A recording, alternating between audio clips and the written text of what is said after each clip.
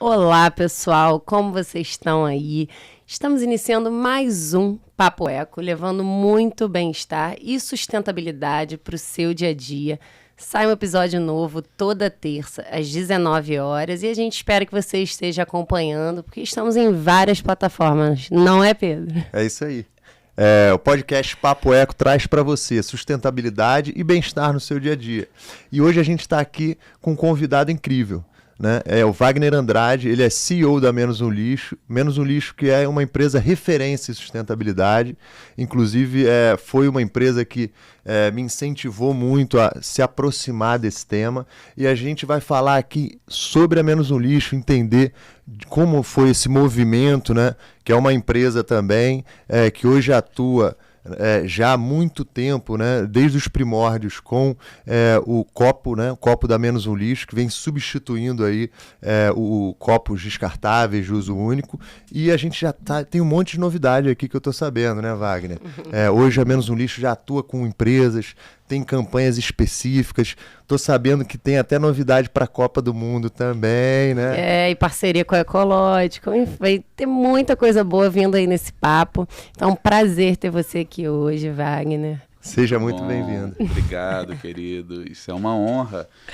Acho que a gente que atua e advoga nesse universo de impacto e sustentabilidade, tudo que a gente precisa é de espaços como esse para falar, para conversar, para levar mais informação e conteúdo para a galera, porque precisamos transformar nossos hábitos de comportamento, consumo, e a gente muitas vezes faz isso a partir de inspirações, né? Então que esse encontro possa ser inspirador para muitas pessoas. Pô, vamos nessa, cara. Eu já vou chegar com uma pergunta que eu tenho uma dúvida danada, né? A gente falou aqui há pouco tempo sobre a Eco 92, que foi onde quase surgiu o conceito de sustentabilidade, e eu vi que a Menos um Lixo, ela já está lá desde os anos 2000, né? Onde esse conceito começou a se desenvolver e foi criado. Queria entender um pouquinho como que foi essa motivação para a criação da Menos um Lixo. De onde é que surgiu essa ideia? Você pode nos contar? Legal. Gostei dos primórdios, né? Colocou a gente lá na década de 90 quase, no advento da sustentabilidade. Não, foi um pouco mais tarde. Mas, de fato, o Menos um Lixo é muito pioneiro, né, nessa jornada, e tudo fruto de um movimento individual, o que é legal porque já traz uma dimensão que para a gente faz muito sentido, que é, e vamos falar um pouco disso hoje, que é sobre o poder do indivíduo, né? Então o Menos Lixo nasce da iniciativa individual de uma mulher, a Fê Cortez, que decide parar de usar copos descartáveis, isso em 2015. Então não foi tão início dos anos 2000 assim. Interessante. Mas 2015, para você ter uma ideia, a pauta de plástico nem era uma pauta estruturada. Alta, né? Não existia, por exemplo, o programa da ONU Meio Ambiente Mares Limpos. O programa da ONU só vai surgir em 2017. Né? Então, em 2015, a Fê assiste um filme, Trashed, que é um filme que o Jeremy Irons roda o mundo para visitar lixões e visitar como a nossa produção e o descarte cria essa maluquice toda. E ela assiste esse filme no Festival do Rio, né? Fê aqui do Rio de Janeiro, somos do Rio, e ela fica aterrorizada e ela sai do cinema dizendo, cara, o que eu posso fazer para evitar esse problema? A chavinha. E ela decide não usar copos descartáveis. E aí ela compra um copo retrátil de metal, pequenininho, parecido com aqueles que a gente ganhava na nossa infância, De em parque brinde, aquático, de brinde. Era um copinho de metal que ela comprou, importado, né? Ela gravou sobre a tampinha de metal, assim, já hashtag Menos um Lixo. Olha. Então ela já tinha cunhado esse nome em 2015.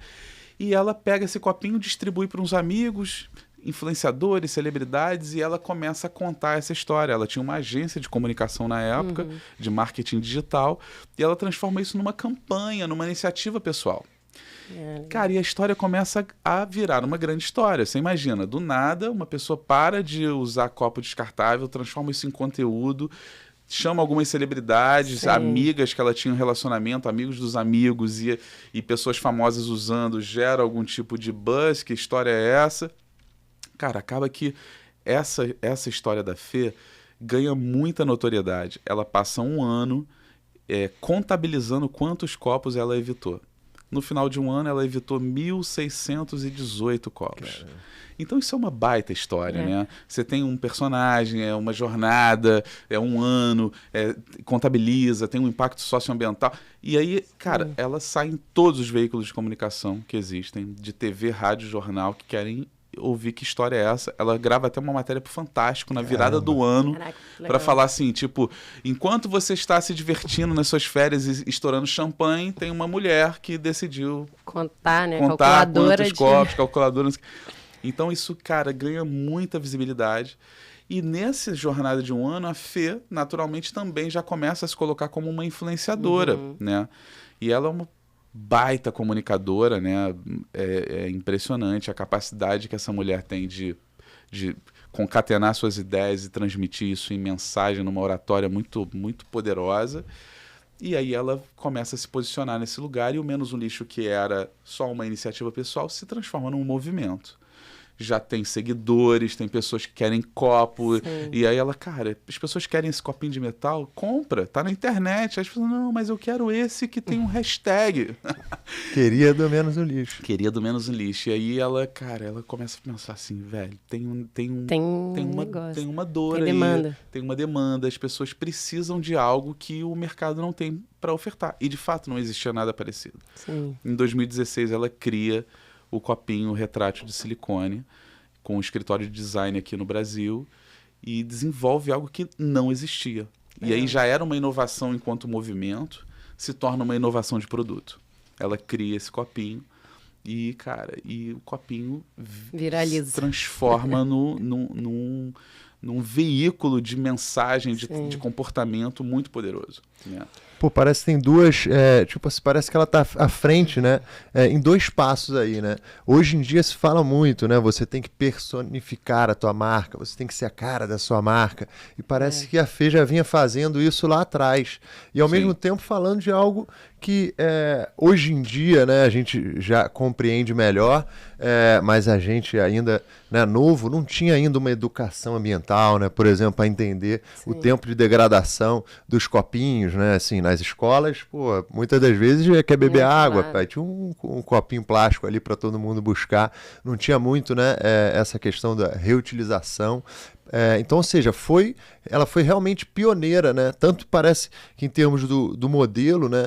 De como comunicar essa jornada dela, mas também já pensando na questão da sustentabilidade, que mesmo que em 2015 ainda era, né, um período em que não se falava tanto nisso. Muito pouco, muito pouco. A gente ainda vivia aquela era ali de falar sobre responsabilidade social corporativa. A sustentabilidade estava começando a ganhar força enquanto termo, né, enquanto terminologia e tal, e ela já estava ali com essa história. Foi muito pioneiro mesmo, né, tanto que acho que o movimento de produtos reutilizáveis aqui no Brasil ganha muita força a partir de 2016, né? O copinho foi muito o puxador, né?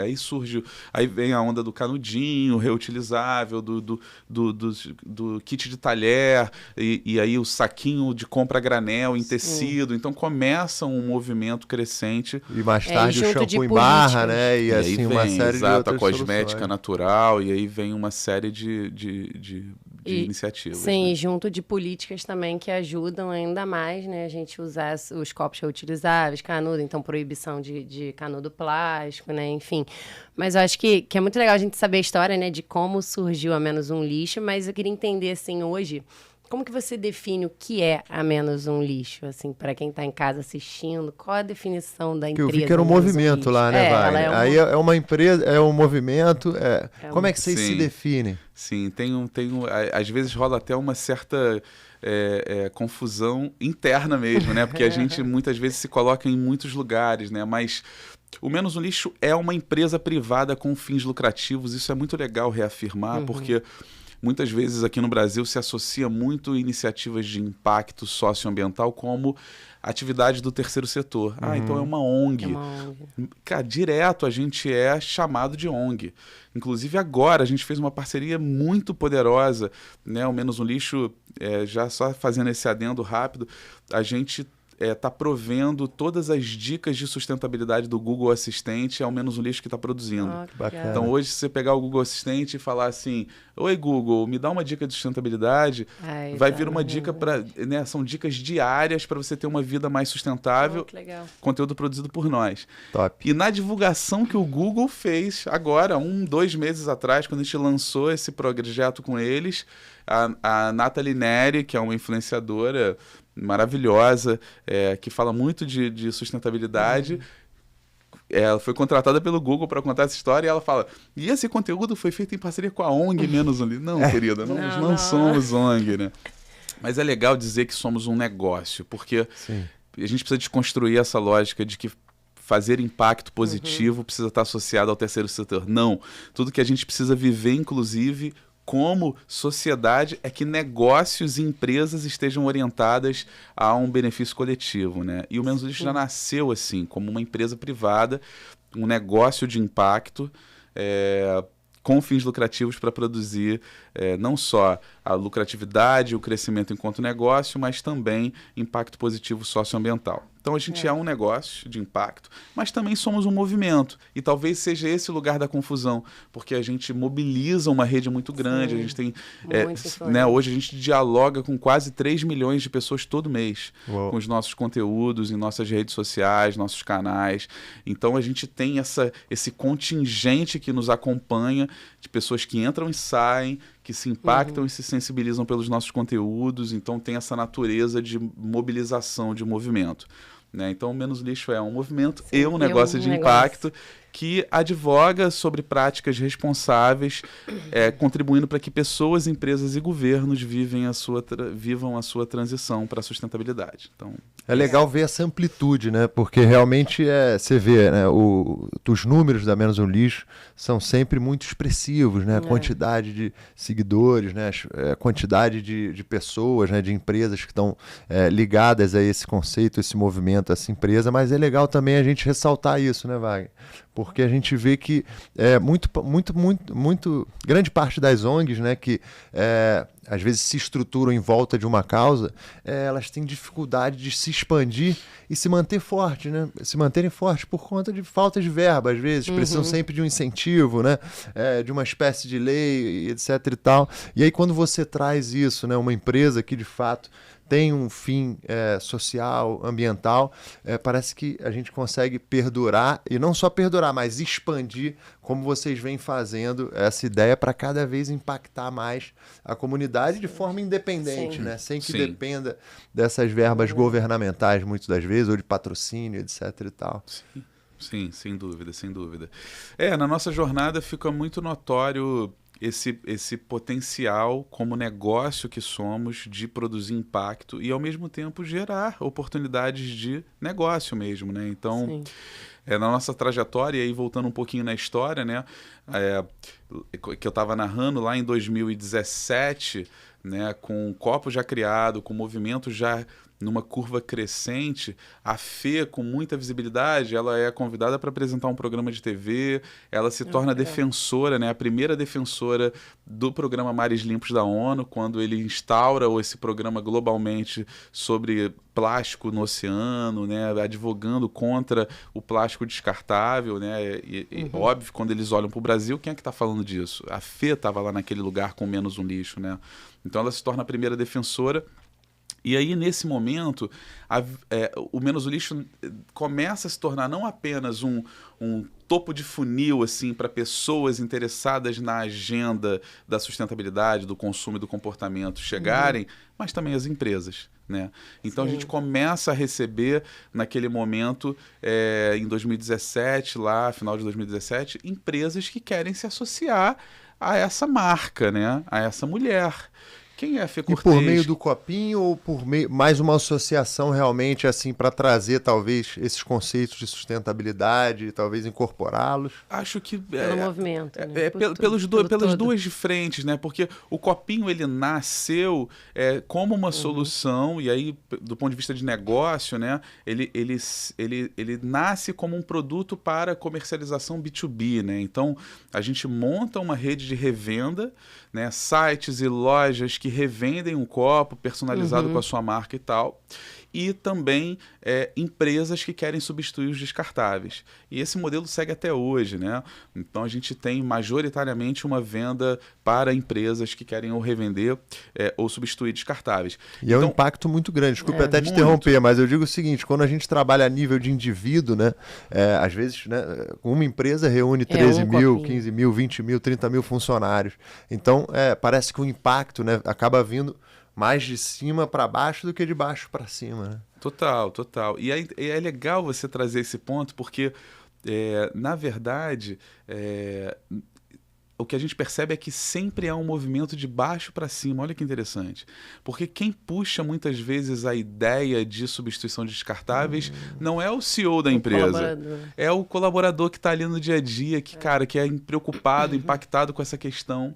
E aí ele vai lá e fala, olha, vai para o departamento de compras, vai para o RH e fala, cara, olha só, vamos resolver isso aqui que está feio já e tal, não sei o quê. Então, é legal que, claro, estamos falando de uma decisão de compra que às vezes é um executivo que assina o cheque, mas é sempre um movimento de um indivíduo, seja na sua atividade individual, seja no seu posicionamento como colaborador de uma grande empresa, produzindo um impacto maior, né?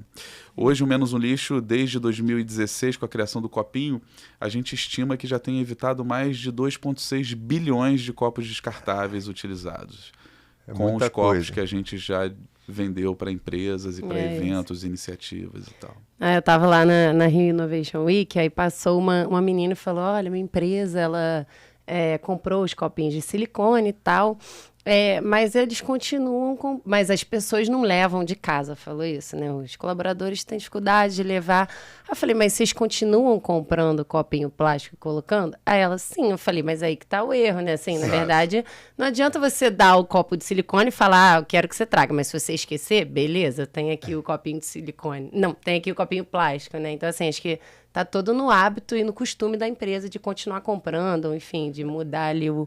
Isso é muito louco também, porque ao mesmo tempo, assim, parece que só pela redução do custo, né, da compra do copo plástico existe já um payback ganho daquele investimento, né, daquele copo. E, não faria... Se um dos objetivos era, né, reduzir, seria reduzir o custo, né, economizar. Mas a questão que está por trás disso é cultural mesmo, né? E aí a gente está falando de mudança de comportamento que tem fundamentos culturais muito estruturados. Isso é difícil, cara. Você imagina, eu, como Menos um Lixo, muitas vezes me vejo consumindo um tipo de resíduo que, em conceito, já era para eu ter eliminado. Mas eu ainda estou refém, porque o sistema está estruturado para me empurrar um plástico. Porque a lógica de consumo e comportamento já muitas vezes não me permite. Eu muitas vezes esqueço de levar. Então, às vezes a gente precisa de uma jornada de vida para transformar um comportamento, né? Então não adianta dar um copo reutilizável na mão do colaborador e ele tá lá 40 anos, ou 20 anos, ou 5 anos numa atividade profissional, numa experiência de encontrando no cafezinho, puxando aquele copo safado descartável que ele precisa pegar 2 para não queimar a mão. Aquela pazinha de plástico. Ainda tem essa. Ainda tem essa, né? Bota 3 para ficar ainda mais confortável, né? Pegou café, bota 4. Bota 4 no cafezinho. Então, aquilo às vezes é um ritual. Faz parte de um rito. E como quebrar isso? Muitas vezes com ação afirmativa. Então, né, aí a gente pode tocar até na questão governamental, leis proibitivas, movimentos que reduzem, né? Então, a empresa parar de comprar mesmo. Você não trouxe seu copo, querido? Desculpa. Bebe, bota a mãozinha na torneira. Né? Ou aí vai lembrar rapidinho, né? Vai lembrar rapidinho. Ou você ter até opções reutilizáveis no armário. Enfim, no fundo... Caminhos existem, mas depende muito mais, não só da atividade econômica de compra ou do quanto eu vou reduzindo o meu custo, mas também de você criar outros estímulos, né, para que essa cultura, esse comportamento se transforme, né? É interessante mesmo, e eu vejo assim que né, parece que a indústria às vezes não está pronta, né? Então você vai, grande parte, né, das coisas que a gente consome, elas acabam vindo com embalagens plásticas, né? São poucas coisas que têm alternativas, né, de embalagem de papel, às vezes, enfim, uma embalagem biodegradável e tudo mais. E aí a minha dúvida, Wagner, vai no sentido de justamente dessa indústria, né, brasileira, porque eu imagino quando vocês começaram a desenvolver o copinho de silicone, por exemplo, a indústria de silicone do Brasil, ela é algo que também, imagino, olhando lá para fora, deve ter um gap, né? Assim como toda a nossa indústria, em termos de atualizações, de máquinas, de produtos, etc. e tal. Como é que foi a dificuldade, ou como foi essa jornada da Menos um Lixo? Porque vocês fizeram um produto que é nacional, né? Acho que é importante até explicar para quem está escutando a gente que o copo da Menos um Lixo é fabricado no Brasil. Como é que foi essa jornada para conseguir, às vezes, trazer um produto de qualidade? A indústria estava pronta. Material de qualidade também. Vocês tiveram que desenvolver isso? Cara, muito, junto ao fornecedor? Eu chego no Menos um Lixo em 2017, né? Então eu não acompanhei, não vivi essa jornada de desenvolvimento do copinho. Eu cheguei, ele já estava pronto. Ele tinha sido lançado há 6 meses. Né? Quando eu conheci a Fê de verdade, eu já sabia quem ela era. E aí conheci a Fê, e eu brinco que eu me apaixonei pela idealizadora e depois me apaixonei pelo negócio, né? Então Fê é minha companheira, a gente é casado. E aí, quando eu cheguei, essa história já estava desenvolvida. Mas, claro, sei bem dela, né? Foi um baita desafio. Primeiro que a indústria de silicone no Brasil, ela existe. Você tem algumas indústrias que produzem artigos de silicone. Inclusive, fazemos aqui no Brasil o nosso copinho. E fundamentalmente, ela atende à indústria da saúde, né? Produzindo acessórios médicos e cirúrgicos, né? Tubinhos, de silicone, enfim. É menos voltado para essa indústria de produtos de bens e consumo, né?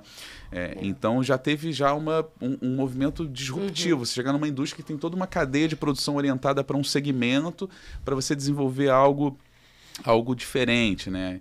Então eles não fabricavam copinhos, né? Você teve que realmente trabalhar junto com eles para chegar nesse... Totalmente do zero.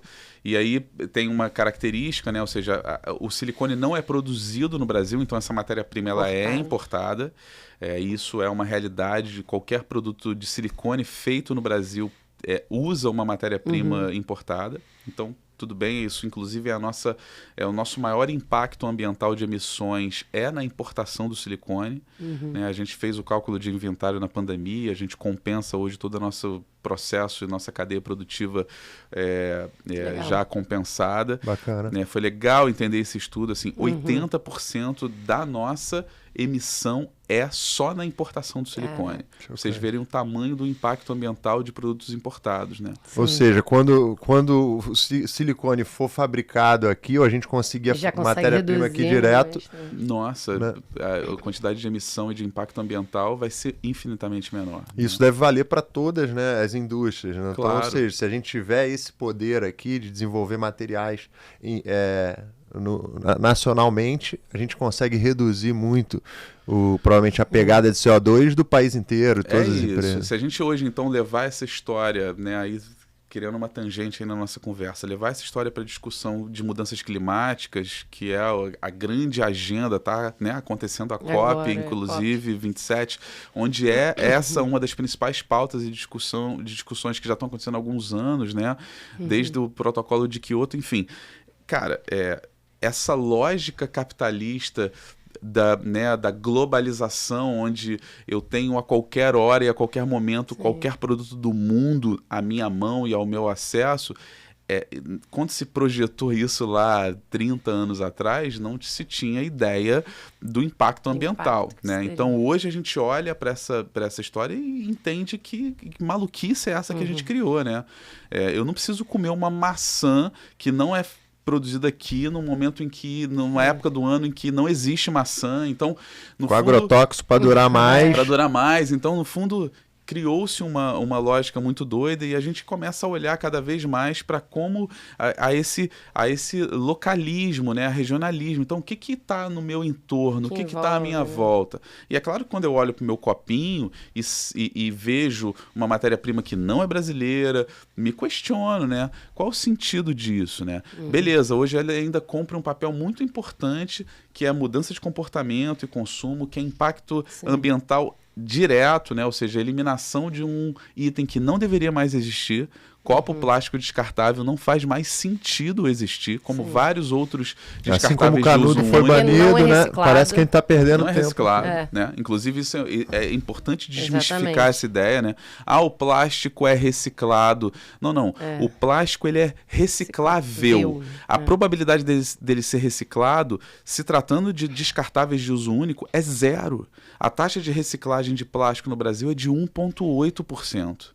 Ou seja, dentro desse 1,8 está só garrafa PET, estão outros plásticos rígidos como o polipropileno ou poliestileno, que tem uma cadeia de reciclagem que já acontece mais ou menos. Esse sim, talvez vá ser reciclado. Agora, copo descartável, a probabilidade é zero. Eu estava vendo assim, a grande farsa da reciclagem do plástico, né? Porque todo mundo fala, utilizou? Não, bota no reciclável. Bota, Aí, joga na lixeira, ao mesmo tempo ele já dá uma tranquilizada, porque, já levou pro reciclável. Só que no final, na ponta lá, quase nada disso é reciclado, né? É isso, cara, é isso. A reciclagem é um baita desafio. No Brasil, 3% que a gente recicla no Brasil, só de todo o resíduo que a gente gera, são 80 milhões de toneladas de resíduos todo ano. 1/3 disso é embalagem. E a gente recicla 3%. Então, assim, o desafio é abissal. A gente tem, até nesses últimos 2 anos, portarias e normativas da Política Nacional de Resíduos Sólidos que apontou caminhos mais efetivos para isso evoluir, mas essa política foi criada há 12 anos atrás. Era para a gente não ter mais aterro, não ter mais lixão hoje no Brasil, e a gente ainda tem 50% dos municípios com lixão. Então, assim, o cenário realmente é muito desafiador. E a indústria é protagonista nessa transformação. Se empurra muito a responsabilidade para o poder público que não tem a infraestrutura real. Ele precisa estruturar condições de reciclagem, de cooperativas e de cadeia de reciclagem nos municípios. Isso tem que acontecer. O consumidor que tem que separar, e aquele papo, né, de colocar no consumidor uma responsabilidade. Mas, no fundo, quem vai ditar essa transformação é a indústria.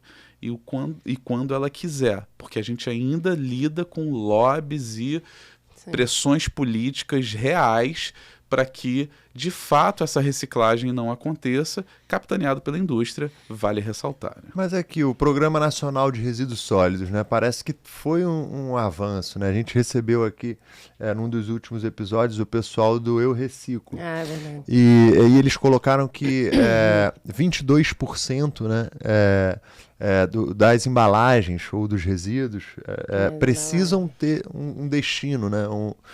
Ou seja, a gente precisa, cada indústria ou cada empresa vai ter que se responsabilizar, ainda não por 100%, mas por 22%, Sim. segundo ela colocou aqui.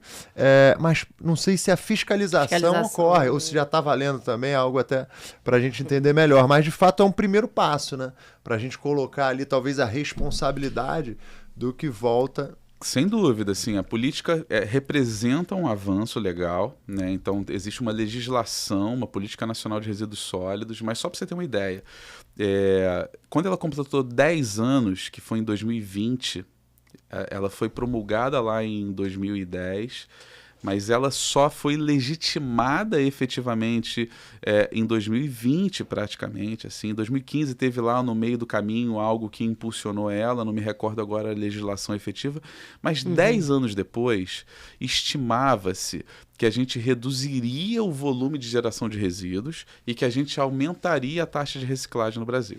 10 anos depois, a gente aumentou em quase 30% o volume de resíduo e a reciclagem ficou estagnada.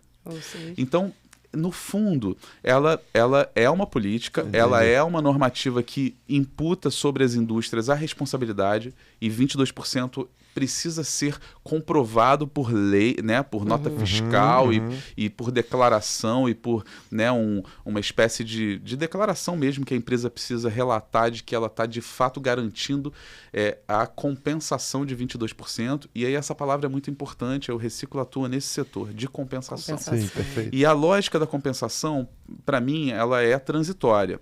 Assim como, por exemplo, compensar a emissão de carbono, como eu fiz com a produção do Menos um Lixo.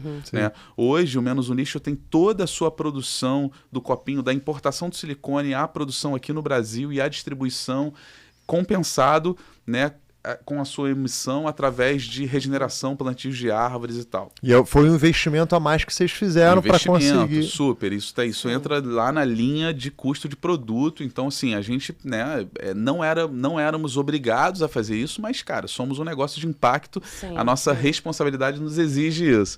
Mas, por exemplo, o que está acontecendo hoje no resíduo é que a lógica compensatória, então eu pego lá, eu sou indústria, eu produzi 1 bilhão de embalagens, eu pego 22% desse volume e compenso com massa, né? E não necessariamente o mesmo resíduo que eu gerei. Então, no fundo, eu não estou estimulando efetivamente a cadeia da reciclagem dessa forma. Essa é uma crítica direta a Eu Reciclo e a outras políticas compensatórias, porque é isso. Eu produzo, por exemplo, um saquinho de biscoito num multimaterial que estou aqui dando um exemplo hipotético, que é um saquinho que é plástico por fora, alumínio por dentro. Aquele material não vai ser reciclado. Não vai ser reciclado. E eu vou e pego 22% desse volume, compro uma massa de um PET, de papelão, de outro material e compenso. Fiz a minha parte. Né? Entendi. Ou seja, na verdade, é muito mais um conceito do que de fato amplia, né? Essa pegada já é um você primeiro não está indo passo. Na raiz do problema, né? Você não está resolvendo o problema, você não está questionando essa indústria sobre essa embalagem. Tipo assim, cara, você está produzindo uma embalagem que tem uma cadeia de reciclagem desestruturada porque isso não tem valor econômico. A reciclagem é uma atividade econômica. Sim. Enquanto essa conta não fechar em todos os elos dessa cadeia, enquanto a indústria não colocar de fato no centro de custo a externalidade daquilo que ela cospe, essa conta nunca vai fechar. Não adianta eu comprar volume de massa, porque, eu estou comprando de verdade, eu estou lá comprando uma nota fiscal de um volume de resíduo que de fato chegou numa cooperativa, que de fato está indo para a cadeia de reciclagem, mas de materiais que já têm a sua reciclabilidade estruturada e não daqueles que eu preciso resolver. Sim. E que tem majoritariamente um volume, cara, quantidade de plástico e tipos de multimateriais que não vão ser reciclados e que são diariamente produzidos e descartados é muito grande. Pô, legal. Então, assim, só para conceitualizar isso. Então, por exemplo, uma Ambev da vida, uma Coca da vida, olhando para a indústria, né, de reciclagem, a gente sabe que, alumínio, né, percentualmente, quase 100%, enfim, é algo astronômico. E por outro lado, olhando ali, talvez para o PET até, a garrafa PET, né? Se aproxima de 50%, né? Dizem que é 55% ou 45%, está ali naquele universo de volume reciclado. Então, talvez se ele tivesse que, né, de alguma forma, prestar conta por esse pós-uso e destino da embalagem, ele iria, talvez, direcionar a produção dele muito mais para alumínio, latinhas, do que, eventualmente, para PET, né? Parece que valeria mais a pena, algo nesse sentido. Por aí, né? Ou se eu produzo um biscoito, alguma coisa, um alimento, eu preciso... Será que dá para eu revisar esse material? Será que eu posso ensacar num plástico único e incentivar essa cadeia de reciclagem, né? Ou até substituir por um papel? Será que é possível que o papel é biodegradável? O papel também tem uma reciclagem mais fácil, né? Mais possível. Então, no fundo, parte da indústria repensar o material e a embalagem, parte da indústria incentivar economicamente o desenvolvimento da cadeia da reciclagem, porque é sobre isso que a gente está falando, né? O alumínio tem 98,7%, a última estatística de reciclagem do volume total. Porque, cara, primeiro... pessoas que precisam. É grana. É claro que o alumínio... há 30, 40 anos incentiva a reciclagem, porque é muito mais barato eu reciclar a lata de alumínio do que eu extrair a bauxita e fazer um novo alumínio, uma nova latinha virgem. É muito mais caro, além do impacto ambiental, eu pegar aquele resíduo que já está ali e reciclar. A latinha é infinitamente reciclável, né? E aí eles fizeram isso, claro, por um princípio econômico. Não são porque são totalmente, né, ambientalmente responsáveis, né? Mas claro que ao fazer isso, o que o alumínio faz? Cara, desenvolveu a cadeia da reciclagem no Brasil e isso é inquestionável. Então hoje a latinha puxa a reciclagem dos outros materiais, porque as pessoas estão na rua, né, cooperativadas ou não, buscando resíduos. Sim. E a latinha é um puxador, como o copinho, a gente brinca que puxou os produtos reutilizáveis no Brasil. A latinha puxa os outros materiais, né? ela vale muita grana, e, cara, injeta 5 bilhões na economia, entendeu? Na economia da reciclagem, porque é isso, porque vale dinheiro, né? Então, por que a indústria do vidro... Então, é isso, por que a indústria do vidro não faz isso? Por que a indústria do vidro não bota grana para incentivar essa cadeia? Já que o vidro, por exemplo, é de fato, assim como o alumínio, um material infinitamente reciclável. Sim, e depois se usufrui dessa posição, dessa nova... Claro, posição. cara, isso gera emprego, renda, isso desenvolve a economia, isso, Economia cara, circular. impacto ambiental, economia circular, isso barateia o custo lá para o cliente na ponta, que é a Ambev, que é a Heineken, que são, né, as indústrias de bebida. Então, no final das contas, assim, tá na hora da indústria, aliada ao poder público, coçar o bolso mesmo, para investir de fato nisso. E no final vai ter o retorno, né? Porque Claro. é isso. E eu acho que, até a gente entrando aqui no alumínio, no vidro, acho que é muito legal a gente falar sobre o copinho de silicone, porque a gente, como empresa também, como ecológico, a gente tem esse desafio, né? Do silicone no Brasil, ele é reciclável? A primeira coisa que a gente bota, silicone é sustentável? Todo mundo pergunta. Eu vou fazer essa pergunta então, Wagner. Silicone é sustentável? Olha, depende do uso, né? Eu Porque eu sei que ele é feito de sílica, né? É um material que, é basicamente advindo da areia. A areia a gente, enfim, tem de uma forma muito ampla. Ele tem também a questão da durabilidade, né? Então, assim, a durabilidade do silicone, ela é gigante mesmo. Então, acaba comparado a outros materiais, ele tem um ganho grande. É isso mesmo? É isso, assim, eu acho que tudo está muito associado ao que eu faço com isso, né? Então, se eu pegar o silicone, que é um material flexível, durável, com uma usabilidade incrível, múltipla, e fizer algo para usar durante 5 minutos e jogar fora, eu estou cometendo uma atrocidade, que é o que fazem hoje com os plásticos descartáveis. Um copinho descartável que você puxa de qualquer farmácia que você vai, laboratório ou na sua própria empresa para beber uma água, e eu jogo fora aquele copinho, o que eu estou fazendo é pegando um material de alta potência, de alta durabilidade, que é o plástico, e transformando ele num lixo em 5 minutos, né? Ou 5 segundos, muitas vezes, né?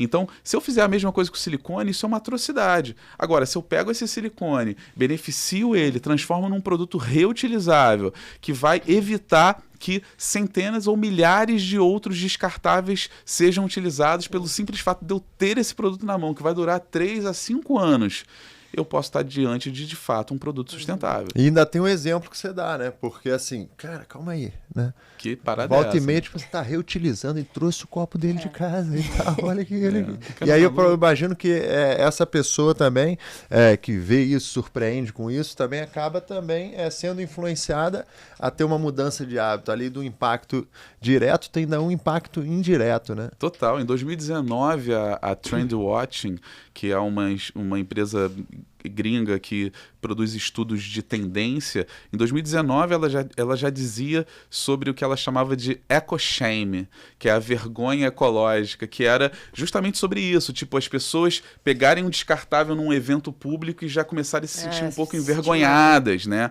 Então, não me representa, né? Então é uma tendência de comportamento mesmo, eu acho que o copinho, de alguma forma, é eco-shame. Agora eu vou falar só... Cara, você não tá com eco-shame não? Você tá usando como plástico?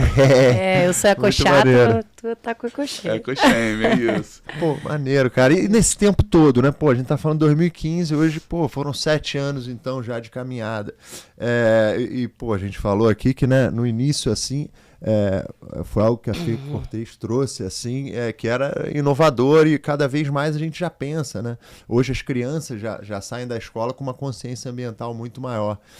Que você viu mudar no Brasil nesse período de 7 anos, desde que começaram o movimento?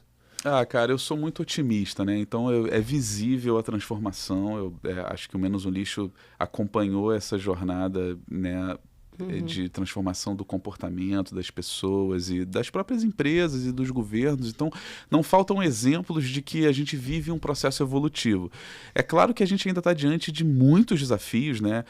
Então, falávamos aqui sobre a reciclagem. A reciclagem é uma atividade bitributada ainda no Brasil, o que é uma loucura, né? Ou seja, o ICMS pago para produzir esse produto, essa garrafa de vidro, por exemplo, quando eu for vender ela para reciclagem, se paga de novo o ICMS ICMS, né? Então, reciclagem.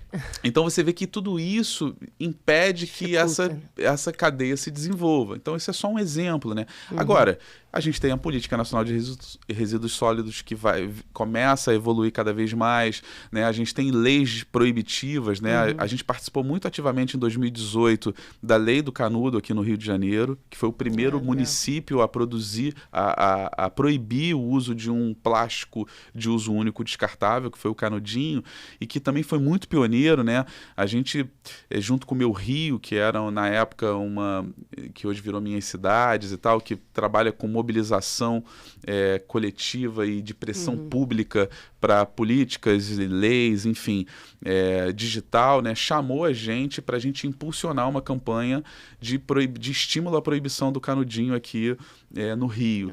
E a gente convidou umas celebridades e a gente fez um vídeo chamado Pare de Chupar, que está no nosso YouTube, que é polêmico. Bem legal, que era exatamente, né, foi inspirado até numa campanha americana que é Stop Sucking, que usou a mesma ideia também para não usar canudos descartáveis. A gente fez uma versão brasileira chamada de Pare de Chupar. Cara, isso foi viral, assim, foi incrível, e a gente conseguiu pressionar na época os deputados lá da Alerj que assinaram a proibição, e o Rio de Janeiro se tornou o primeiro município a proibir canudinho. Hoje já são mais de 300 no Brasil, mais de 500 talvez, alguns estados inteiros, enfim. Depois veio Noronha, que com o primeiro território a proibir todos os plásticos de uso único. Já está valendo? Já está valendo, desde a pré-pandemia, né? A gente estava lá em 2019 apoiando eles também nessa jornada, né? Eu lembro, a gente vai chegar aí, a gente quer saber muito sobre Noronha, sei que tem coisa na Amazônia também, alguns movimentos de vocês. E eu vi também que, inclusive, tem países inteiros, né, que assim, já deram um prazo, mas estão realmente banindo o uso de plástico, de uso único, né? Hoje parece que esse tripé, né, sociedade, junto com o governo, né, que no final quem impõe as leis e as empresas, né, eles têm que funcionar de uma forma coordenada, né, para que a gente possa ir caminhando, né? E um parece que vai puxando o outro também, né? E parece que foi isso que vocês fizeram ali, se organizaram ali e conseguiram escalar ali. Fazer assim, uma diferença realmente mais profunda, que banir o canudo plástico, né? Acaba tirando automaticamente um volume muito grande de resíduos da rua. E tem a coisa do símbolo, né? Porque as pessoas podem pensar assim, pô, mas canudinho, cara, canudinho nem pesa, é um negócio pequeno e tal. Canudo, por exemplo, é um dos resíduos mais encontrados nas areias da praia, né, em limpezas de praia. É um problemaço pelo tamanho dele. Então, ele de fato ele entra nos bueiros das cidades, eles vão parar nos rios, vão parar nos oceanos e afetam bizarramente a fauna marinha, tartarugas, animais, peixes. Então, é um problemaço. De fato, ele é um volume mínimo comparado ao volume de plástico produzido, mas ele é simbólico. Assim como o copinho retrátil. De cigarro. Né, isso, são símbolos, são ícones, elementos em que a pessoa se apega e que aquilo vira uma referência. Né? Então, o Pare de Chupar que a gente fez se viralizou, claro, pela pegada, né, pela narrativa de alguma forma, mas também pelo ícone que o canudo representa. Ele não vai resolver o problema do plástico descartável, mas ele pode ser um personagem que puxa essa conversa, e foi o que aconteceu. Né?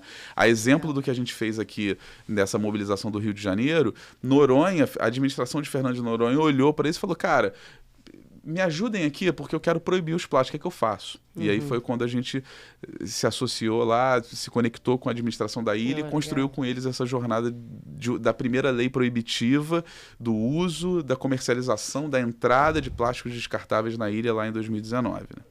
Bem legal. E tem algum outro lugar, assim, que você acha que... Porque no Brasil, eu não sei direito, assim, como que a gente está quanto à redução. A gente sabe que tem canudinho, né? Tem, acho que, saco plástico.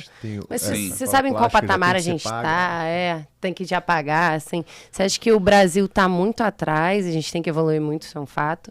Mas você acha que a gente, assim, perto, né, do mundo, assim, a gente consegue chegar ali em quanto tempo? Assim? Eu acho, assim, o Brasil é um país continental, né? De diferenças culturais e econômicas muito grandes, né? Um país com uma desigualdade muito abissal, né? Então a gente está aqui discutindo, cara, pessoas estão passando fome, não tem saneamento básico e, puta, a gente vai falar sobre o não uso canudinho plástico, né? Então, essa é uma agenda que na base da pirâmide ela é muito e naturalmente não prioritária, né? E você tem uma política pública muito ineficiente. Então, acho que a gente está bem atrasado. É claro que você tem aí leis, iniciativas pontuais, né, em contextos metropolitanos mais estruturados, mas, cara, você vai para o interior do Brasil, é desesperador, né, o uso ainda de descartáveis, né? Agora, tem vitórias, né? A proibição do saco em São Paulo, por exemplo, cara, como aconteceu a mudança da lei aqui também no Rio de Janeiro, das sacolinhas plásticas do supermercado sendo vendidas, cara, isso produziu uma redução de bilhões de sacolinhas plásticas, de fato. Então é um volume que se tira da natureza, é um volume que se tira... primeiro passo, já é um né? primeiro passo, né? Agora, de fato, não vai mudar enquanto as externalidades não entrarem na conta. Enquanto o impacto ambiental daquilo que eu produzo não entrar na minha linha de custo, enquanto indústria, não vou me mexer tanto, o poder público também vai empurrando com a barriga quanto deve, e aí a gente não muda essa história, né? E, pô, tem coisa que é só recusar, né, cara? Isso. Porque, assim, você precisa realmente de um canudo para beber, sabe? Pô, né? Talvez antigamente, não sei, quando as coisas eram contaminadas, algo nesse sentido, não poderia beber no mesmo copo, não sei. Mas, assim, hoje parece que não justifica, né? Então, assim, cara, só recusa. Ah, porra, sobreviveu sem canudinho, beleza. É legal dizer que, por exemplo, esses movimentos proibitivos fez impulsionar uma indústria de descartáveis de papel, o que é legal. Isso é né? legal. Então, o canudo de papel veio com força, né? Copos de papel vieram com força, descartáveis de papel, né? Aí começa a discussão, putz, o papel, então, antigamente tinha uma laminação plástica, o que é uma cagada, não vai ser reciclado. Não adianta. Mas aí você já tem hoje tecnologia de papel sem a película plástica. Vai extrair mais árvore, né? Aí, pô, vai pro papel, o cara vai extrair mais árvore. Mais árvore. Mas no final, né, assim, a gente tem que ir buscando uma solução, parece. Né? E é claro que o papel é muito menos impacto, né? Apesar de ser floresta de eucalipto, e é legal usar boas aspas nessa expressão, né? Porque uma floresta de eucalipto não é floresta, e a indústria do papel costuma dizer que plantam floresta. Não, querido, você faz uma monocultura de eucalipto, né? Isso não é floresta, né? A floresta é biodiversa, né? A monocultura de eucalipto não é biodiversa. Mas são áreas que já estão destinadas para aquilo, tem um giro produtivo ali, tem certificações, geralmente tem políticas compensatórias de ter que ter uma reserva florestal para você produzir aquele eucalipto. Então, a Klabin, a Suzano, que são as grandes do agronegócio de papel, tem essa responsabilidade, vamos dizer assim. Então, é isso. É muito melhor que eu use um descartável de papel do que eu use um descartável plástico. Isso é inquestionável. Legal. E assim, são tantos projetos também que a gente escuta falar que a Menos um Lixo participa, né? Que até você falou que é um movimento e tal. Queria que você contasse um pouquinho pra gente em qual projeto hoje que a Menos um Lixo está à frente, que vem fazendo a diferença, tanto que a gente escutou alguns, né? Fernando de Noronha, Amazônia. Então, conta um pouquinho pra gente. Começou com o copinho, né? E agora vocês já estão hoje, né? Trabalhando com empresas, etc. Falou de cidades também. Como é que... Então tá, vamos lá. Em 2017, quando eu chego e começo a perceber esse interesse das empresas e com o Menos um Lixo, eu começo a estruturar, e aí eu entro para o Menos um Lixo, crio uma área de inovação e começo a pensar em como o Menos Lixo pode estar a serviço dessa transformação também de empresas e governos. E aí vários experimentos aconteceram nesse ciclo, né? Falamos aqui um pouco já de Noronha. Então, lá em Noronha a gente apoia a administração da ilha na concepção da lei, mas mais do que isso, né? Que políticas públicas poderiam ser implementadas na ilha para que de fato essa lei funcione, né? Então a gente cria lá programas de educação, né? Criamos um centro de engajamento, construímos um equipamento para, né? O primeiro equipamento, por exemplo, voltado para o morador da ilha, para que acontecesse ali atividades artísticas, culturais, para trazer a pauta da sustentabilidade. Então, criamos esse espaço, a gente melhorou a infraestrutura de beneficiamento de resíduos da ilha. Então, foi um trabalho de implementação de infraestrutura, de educação e comunicação para que a ilha pudesse viver essa jornada de proibição, porque é isso, não adianta proibir se eu não dou educação, informação, se eu não dou alternativa para que aquela população possa, né, viver sem o plástico, né? Como é que é viver sem um plástico descartável, né? Então, esse foi um exemplo legal. A pandemia foi um agravante, né, para a questão dos plásticos descartáveis, então o próprio processo lá da ilha teve que viver uma puxada de freio de mão, assim, mas segue até hoje em vigor a lei, o decreto na ilha, e eles vivem uma jornada cada vez mais evolutiva de eliminar por completo o plástico, né? A gente não está mais atuando, a gente implanta esse processo e sai de cena em 2020. Mas a gente acompanha de longe e vê que a história está acontecendo, né? Ela até tem também o Grupo Cataratas, ele também ajuda um pouco, acho que nessa parte.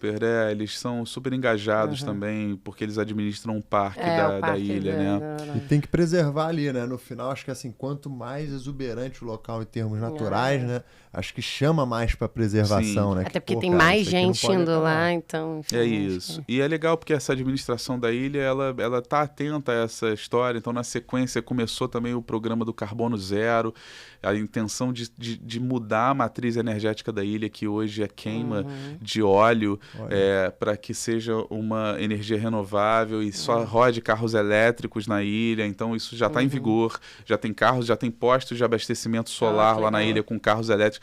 A administração da ilha já tem carros elétricos, alguns moradores. Então tem movimentos muito legais acontecendo e é uma jornada, né? Sim. Essa transformação, ela não acontece de uma hora para outra, né? Mas a gente também começou a apoiar as empresas também com os seus desafios, né? Então, de 2019 até agora, a gente viveu vários experimentos muito interessantes, assim, como, por exemplo, apoiar lançamentos de produtos responsáveis de algumas empresas da moda e que estavam orientadas em mudar um pouquinho a forma da sua cadeia produtiva, né? Porque a gente sabe que a moda é uma indústria muito impactante ambientalmente, né? Então isso para a gente é um tema muito caro. A gente olha para essa indústria que foi muito referência para a criação do Menos Lixo, né? A Fê vem da moda, inclusive. A história dela é essa. A gente estava falando que teve uma influenciadora que falou que só usa a roupa uma vez. E aí ela não usa novamente, né? E aí, acaba deixando, né, essa pegada aí da utilização dessa roupa. É só fazendo esse adendo, né? Então ela deveria influenciar. Acho que esse dado de que a cada segundo um caminhão de lixo têxtil é descartado no mundo. Significa que estamos aqui, sei lá, 40 minutos trocando ideia. Imagina quanto de lixo têxtil já foi dispensado. Então, assim, de fato é uma indústria muito impactante. Então, a gente apoia muito aquelas marcas que estão, de fato, olhando para a cadeia, ressignificando, estão reinvestindo em matérias-primas menos nocivas ao meio ambiente, né? O algodão, por exemplo, é uma dos cultivos que mais usa agrotóxico. O algodão usa 4% do território agricultável do Brasil e usa 16% de todo o pesticida. Uau. É muito impactante. E então, algodão, a princípio, é biodegradável, né? 100% algodão. Pois mas tem outra parte do processo que não é sustentável. E ela é fundamentalmente muito química, né? Você tem, no norte, no nordeste do Brasil, experimentos de produção de algodão orgânico maravilhosos, assim. Então, cara, incentivar essa cadeia, né? Além disso, como é que eu reciclo tecidos, né? Destramo aquele tecido para fazer novos fios para produzir, ao invés de extrair matéria-prima virgem, né? O processo produtivo do zero. Então, incentivar esse tipo de produto para a gente faz muito sentido. Então a gente fez alguns projetos muito interessantes com a Mr. Cat, com a Hering, né? Então são marcas que estão atentas com esse desafio, claro, ainda estão pautadas num paradigma de modelo de negócio em que cada estação eu produzo uma nova coleção. Então isso tem que mudar. Acho que a indústria da moda não vai viver um reboot na perspectiva de sustentabilidade enquanto não mexer em modelo de negócio. Esse slow fashion, fast fashion. Né? É isso, né? De fato, a gente não precisa todo ano trocar nosso guarda-roupa 2 vezes, cara, que é o que se estimula, né? Então, isso tem que ser muito repensado, né? Quando eu vejo marcas novas sendo lançadas, né, ou grandes marcas lançando novas linhas, eu fico me questionando, tipo assim, cara, pra quê, mano? A gente não precisa de mais um design de camiseta ou de calça jeans, né? Então, é legal ver marcas. A gente fez um trabalho muito bonito com a C&A também, né? Com a C&A a gente ajudou isso foi lá em 2019 para 2020, a gente ajudou a C&A a lançar a primeira linha compostável dela aqui no Brasil, que tem uma certificação que se chama Cradle to Cradle, né? Que é do berço ao berço, que é um jeans e um algodão que é de fato compostável. Então a gente ajudou a conceituar esse produto, a criar um nome, a criar o posicionamento, a como comunicar esse produto para o mercado, que é a linha Ciclos, né? Então, é isso, assim, existem iniciativas muito legais acontecendo, elas ainda são pequenas dentro das grandes indústrias, mas parte da gente, como Menos um Lixo, apoiar, parte do consumidor fazer boas escolhas, né? Então, cara, eu preciso de uma camiseta, qual que eu vou comprar, né? Da onde vem isso, para onde vai, né? Então, saber que aquilo vem de uma origem responsável e que é um material que tem uma biodegradabilidade maior, ou talvez até compostável, pô, legal, vou optar por essa compra, né? Então, parece que hoje as empresas se aproximam da Menos um Lixo para buscar realmente uma consultoria ou uma espécie de selo sustentável. Isso envolve o que seria a validação desse produto ou realmente a campanha por trás disso. A Menos um Lixo abraça e trabalha em conjunto. Hoje, por exemplo, se eu sou uma empresa e estou vendo esse episódio, que tipo de forma que a Menos um Lixo pode me auxiliar a lançar, às vezes, linhas ou produtos que sejam tecido, mais né, sustentáveis? Sim. Olha, a gente atua na dimensão da educação e comunicação, né? A gente não é uma empresa de consultoria, mas a gente acaba, claro, nessa relação estabelecendo um vínculo consultivo, de certa forma. Mas o que a gente sabe fazer muito bem é como materializar essa inovação de produto responsável em algo que possa ser comunicado da melhor forma, que possa ser um instrumento de educação para o cliente, para o consumidor, ou até mesmo para o colaborador interno, como sensibilizar essa pauta dentro das empresas, como trazer esse assunto para a discussão estratégica, né, das lideranças, né, como levar isso para o consumidor, para o cliente, como comunicar. Então, nessa dimensão, a gente atua e vem fazendo trabalhos muito legais, assim. A gente se tornou, durante a pandemia, uma empresa B certificada, né? Para quem não conhece, o Sistema B é uma rede global de negócios de impacto e aqui no Brasil, por exemplo, a Natura, a Hering, a Reserva, a Movida, são grandes empresas certificadas B. Menos um Lixo também é uma empresa B certificada. E a gente está dentro de um ecossistema de negócios diversos. Eu dei esse exemplo dessas grandes empresas, mas existem várias empresas prestadoras de serviço consultivos que ajudam as organizações nesse processo de identificação de qual é a causa, qual é o desafio que essa empresa precisa percorrer para se tornar um negócio mais responsável. O Menos um Lixo não faz isso, mas a gente tem uma rede de parceiros muito legais que a gente pode apresentar para que, enfim, a gente apoie essas empresas na sua jornada de transformação. Pô, bacana. Então parece que semelhante com o que vocês fizeram com o Copinho, mostrando a jornada e educando o consumidor e buscando uma solução, é a mesma oferta de valor, né? Só que já aplicado para o universo de cada empresa. É mais ou menos isso aí, né? É mais ou menos isso. E eu acho que tem um outro elemento que fecha isso, que é, além de sermos esse agente que pode apoiar na construção dessa narrativa ou dessa história de educação e comunicação, a gente também é um veículo. Então, o Menos um Lixo se posicionou hoje como uma das principais plataformas de disseminação de práticas sustentáveis, e a gente conta essas histórias também no nosso canal. Então, a gente também é uma mídia, a gente também é um veículo. Então, não necessariamente eu vou construir com aquela empresa o posicionamento sustentável dela, mas eu posso comunicar isso para o mercado se, claro, os valores estiverem sinérgicos, né? Então é importante ressaltar, somos um negócio ativista, então não é com toda marca que a gente se associa, não é com toda a narrativa. Tem que recusar alguns jobs aí, imagino. Deixo muito dinheiro na mesa, porque não é só sobre dinheiro que a gente existe, né? Então, No fundo tem que ser legítimo, e a gente entende que o ativismo corporativo, isso é legal dizer, quando a gente se torna uma empresa B, a gente traz esse conceito do ativismo corporativo, né? Porque de fato as empresas precisam ser ativistas nos seus processos, né? Nas suas evoluções. E a gente sabe que isso é uma jornada, cara. Uma empresa não vira uma chave de um processo industrial da noite para o dia, né? Então, entendendo que é legítima essa jornada evolutiva dessa empresa, se a gente se aproxima, vê que é uma decisão genuína da liderança, que tem um primeiro passo, mas já está se projetando um segundo, um terceiro, a gente topa comprar esse barulho junto, sabe? Agora, se a gente entende que ali é só uma tentativa de uma narrativa, um greenwashing, deixa eu contar uma historinha, deixa eu pintar de verde minha parede, cara, desculpa, mas no menos um lixo, essa empresa não vai ser. Não vai colar, tá que não vai mudando, enfim, legal. E, pô, passa muito rápido esse papo aqui. Vamos falar de uma novidade, vamos falar de uma novidade, né? Eu já vi que, cara, Wagner vai ter que voltar aqui pra gente conversar mais. Embora. Ó, parece que o copinho menos um lixo, você que ainda não tem, tá chegando a Copa do Mundo.